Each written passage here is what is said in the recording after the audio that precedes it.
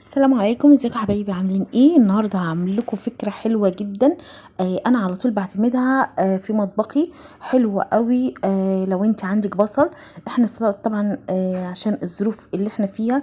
ساعات البصل بيبقى غالي جدا، وساعات بنبدا نجيب اللي هو يعني درجه تانية، يعني يكون مثلا رخيص شويه، فبيبدا يبوظ عندنا في الدرج ونبدا نرميه ويبقى عندنا خساره جامده جدا.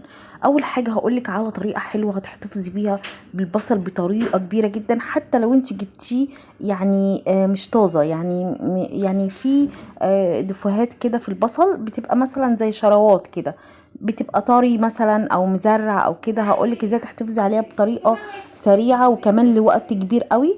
اول حاجة كده بيبقى عندي كرتونة البيض اللي احنا كلنا بنرميها. هبدأ اجيب النشا، ارش كده في كل فتحة شوية نشا صغيرين، وابدأ ارص البصل بتاعي. على فكرة الفكرة دي حلوة جدا جدا للبطاطس كمان. لو انت عندك بطاطس وعايزة تحتفظي بيها لفترة طويلة جدا جدا وما تبصش منك، اعملي الفكرة دي. عايزة اقولك كمان ممكن تحطيها في التربو عندك بالطريقة دي، هتقعد عندك شهور سواء كان البصل او البطاطس. هبدأ كده ارص البصل بتاعي. على فكرة كرتونة البيض بتشيل حوالي 2 كيلو ونص بطاطس او 2 كيلو ونص بصل.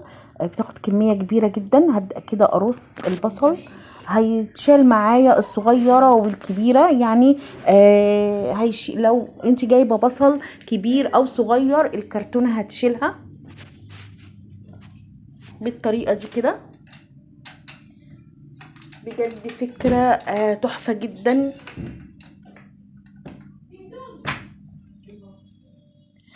كده انا هرص البصل. ما عندكوش فكرة يا بنات، بتاخد كمية كبيرة قوي.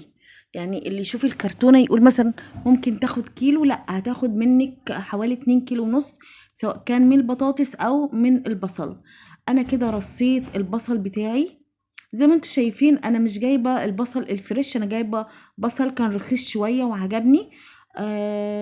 طبعا ساعات البصل بيوصل الكيلو ب10 جنيه، فانا جبت رخيص شويه وبس. وفي نفس الوقت الرخيص شويه ده ساعات بيبوظ بسرعه، فالطريقه دي حلوه جدا جدا. لو انت هتجيبي سواء البصل ده او البصل ده هيتحفظ معاكي لفتره طويله. كده انا رصيت البصل بتاعي اهو.